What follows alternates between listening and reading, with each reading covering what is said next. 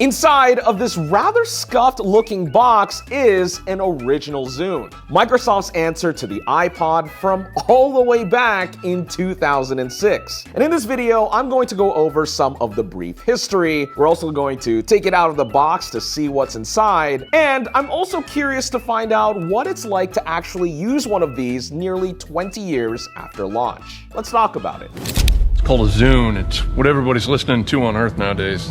Looking back at the 2000s, Apple was an absolute juggernaut in the electronic space, and a lot of it can be attributed to one incredible product: the iPod. Not only did it popularize the concept of a pocket-sized jukebox, but the simple, user-friendly design and iconic marketing catapulted the iPod into being a pop culture phenomenon that sold millions and millions of units around the world. Along with iTunes becoming the definitive way to legally obtain digital songs, Apple had both the music and consumer electronics industries completely under their spell. And so naturally, there were plenty of other brands out there eager to get a piece of the pie. Now granted, some companies were already making portable music players when the iPod first hit the market, but they didn't quite capture the same magic, especially since they were targeting tech enthusiasts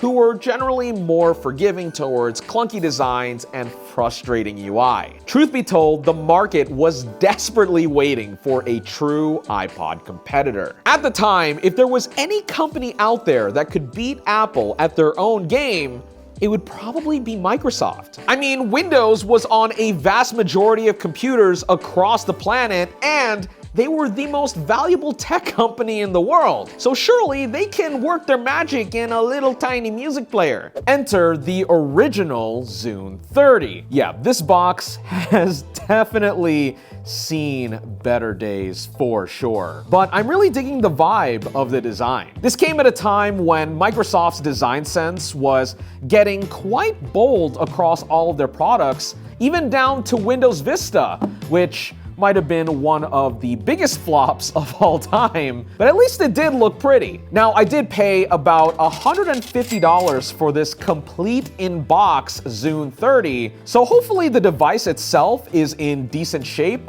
or at least better than the box that it came in. But according to the listing, it should at least be functioning. And woo, there it is. Little pull tab on the bottom to, oh, well, oh yeah, look at this. There are some scratches here and there, but I can't really fault that for being nearly 20 years old. And man, I do love this white colorway. One of the hero colors for this product was brown, which I remember some of my friends owning. And I think even now it looks kinda... It's definitely a look, let's just say. But with this white, there is a bit of a transparent quality to it, which makes it look super clean. This is nice. But yeah, this is pretty neat. I'm gonna set it off to the side, and let's see what else comes in this box. Load up the software, install it, full charge can take up to 3 hours, and sync your media. Could not be any simpler. And I think that was kind of the goal, because Apple kind of nailed the whole user experience thing with the iPod, and I think the Zune was supposed to match it pretty well. Of course, as a device from 2006, these were absolutely important to get all of the programs and whatnot you would need to get your Zune up and running. And of course, we have our USB sync cable, which obviously goes to USB-A 2.0, but on the other end, we have this fairly wide connector that almost looks reminiscent to the iPod 30-pin. Can't imagine this thing has a charge, but let's try to boot her up. Sick. Immediately, we have our charging icon. So I'm gonna give this a moment to build a little bit of battery, and we'll be right back. And hopefully it will actually boot. Okay, I left my Zune charging overnight, so hopefully it'll turn on. I'm gonna slide this to unlock, and there we go, it has booted up. And as you can see, the menu here is very simple. It's almost reminiscent of the iPod, just with bigger fonts. While this down here kind of looks like the iPod click wheel, it actually doesn't have any touch control at all. This is a straight up D-pad, which in some ways might actually be better in terms of tactility. Now, considering that we bought this device used, I wonder if it has any music on it. Oh yeah, there we go. So we have the Goo Goo Dolls, Guns N' Roses, Hoobastank. Yeah, this looks like a lot of music that someone would have on their Zune in 2007. Let's plug in some headphones into the 3.5mm jack and see what it's like to listen to music on our Zune. Oh yeah! Yeah! It just takes some time, little girl, you're in the middle of the ride. Everything will be just fine. Everything will be alright. Damn, I don't know what DAC they put in here, but it sounds pretty good. Now, also as a proper media player, the Zune was able to play videos as well, which the iPod for the time also was able to do, but with a physically larger display, videos absolutely looked better on the Zune. A New York skateboarding minute, 4 minutes long. As someone that actually grew up in New York City and had to commute to Manhattan every single day, a lot of this looks very familiar and honestly is a lot of what I remember of New York City back in the day. Go, go, go! Hey! Alright, let's be real. By today's standards, this video is not impressive. But considering at the time, the fact that players like this with its large hard drive capacity was able to let you store a lot of SD video that you can play wherever you want was super cool. While I didn't have a Zune growing up, I actually loaded a bunch of episodes of Futurama and Family Guy on my iPod video back in the day, and it absolutely made my commutes to school go by so fast. Honestly, I thought the display on this was totally fine back in the day, but man, maybe I was missing out. The one on the Zune is pretty large by comparison. Oh, there's even some games. Space Battles, Checkers, Sudoku. Wow, this is a 2007 device. Yep, this is a pretty standard space-style arcade shooter, though controlling it with this D-pad is less than stellar. On the topic of the hardware underpinning the Zune, while this was Microsoft's first in-house portable media player, they actually worked closely with Toshiba on this design. Under the surface here lies identical hardware to another device called the Toshiba Gigabeat S, which is one of a handful of players at the time that ran Microsoft's Portable Media Center UI. Actually, low-key, I kind of want to try one of those devices in the future because it straight up looks like a handheld fork of the Windows XP Media Center interface. If you know what that is, you get a senior citizen discount. Having said that, I believe that the Zune UI actually shares the same code base, but is presented in a much sleeker, more modern wrapper, which is a pretty cool tidbit. Okay, now that I have some first impressions of this Zune 30, I want to get set up in it proper. I'm gonna load some of my own music on here, maybe do some mods, check to see if I can work on the software, and we'll be right back.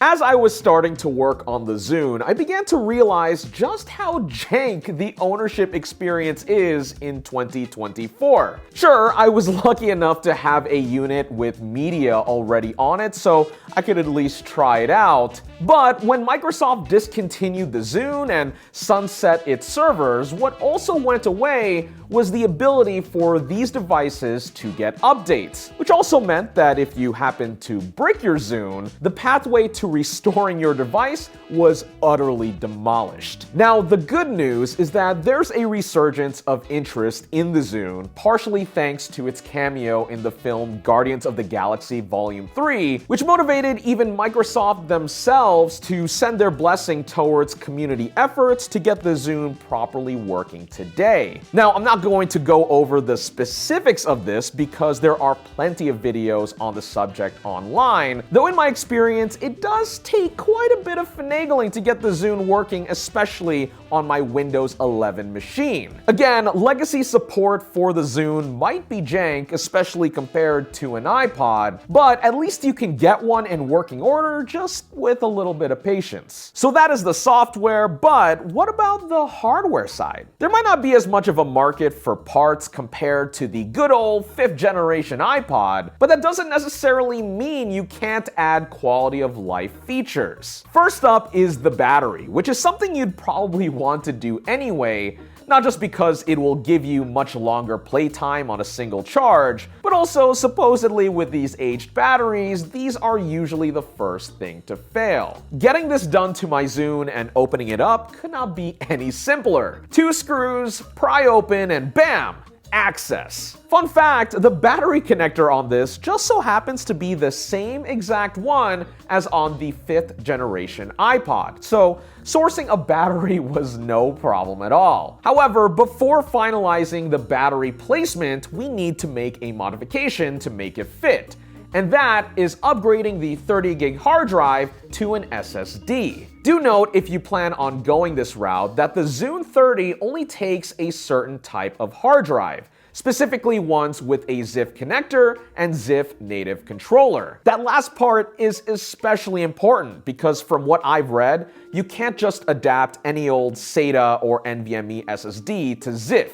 For some reason, it just doesn't work and I don't make the rules. For my Zune, I grabbed this particular 64 gig SSD from Amazon, mainly because I could get it delivered next day via Prime, but you can also get a 128 gig variant, which I think is also the highest that the Zune will take, and is what a lot of people end up doing as well. To make everything fit, I took the drive out of its shell, put the battery right on top, and bingo, we booted up, no problem. Once I got the Zune software set up on my Windows 11 machine, made my modifications to the device, and transferred all my music to it, I really got to spend some proper time with the device. And honestly, I see why a lot of people love it. Not only is it a charming attempt at competing with the iPod, but for some of the execution, I think it lands better. For example, I really love the now playing screen. Your album art is front and center the way it should be. Shame it doesn't have Unicode support though, because a lot of my songs with Japanese characters just show up as boxes, but it is what it is. Also, I didn't quite realize it at first, but the Zune has Wi-Fi built into it. Granted, like most devices from this era, you'll need to set your router to broadcast legacy 802.11 BGN, and even then, most of the connected services on here are obviously not running. That being said, however, this truly made the Zune ahead of its time because with this, you were able to wirelessly sync your songs from your Windows computer to the device. And there was even a feature that allowed Zune to Zune music share, codenamed Squirting, internally by Microsoft. Thank God it didn't ship with that name publicly. Basically, it was AirDrop, but in 2007, and would allow friends to listen to whatever track you wanted to share for up to 5 times before it would just self-destruct. Absolutely, it was a terrible name. Thank God it didn't actually ship with that, but a cool feature nonetheless. If I had a second Zune around, I would probably try it out myself. But let me know, what do you think about the Microsoft Zune in the comments below? And otherwise, thanks for watching this video on Denki Channel.